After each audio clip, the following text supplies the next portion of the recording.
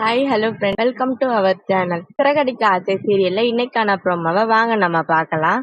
ரோகிணியும் மனோஜும் ஷோரூமுக்கு ஒரு செக்யூரிட்டி வைக்கணும்ட்டு ஆள் பார்த்துட்டு இருக்காங்க. ஆனா மனோஜுக்கு யாருமே செட் ஆகல. அதை பார்த்த ரோகிணியும் என்னாச்சு மனோஜ் அப்படின்னு கேக்குறாங்க.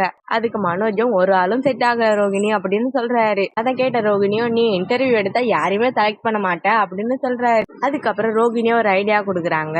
வரவன் தைரியசாலியா 10 பேர் அடிப்பானான்னு மட்டும் பாரு மனோஜ் அப்படின்னு சொல்றாங்க. அதை கேட்ட மனோஜும் ஆமா ரோகிணி நீ கரெக்டா சொல்ற அப்படின்னு நினைக்கிறாரு. இந்த டைம்ல ஷோரூமுக்கு ஒரு ஆள் வேலை தேடியும் வராரு. அவரை பார்த்த ரோகிணியும் மனோஜும் மேலையும் கீழையும் பார்த்துட்டு இருக்காங்க. இவன் நமக்கு கரெக்டா இருப்பாங்க அப்படின்னு நினைக்கிறாங்க. அவர்கிட்டயும் எல்லா கண்டிஷனையும் சொல்றாங்க. அதுக்கப்புறம் அந்த ஆளையே பிக்ஸ் பண்ணிடுறாங்க.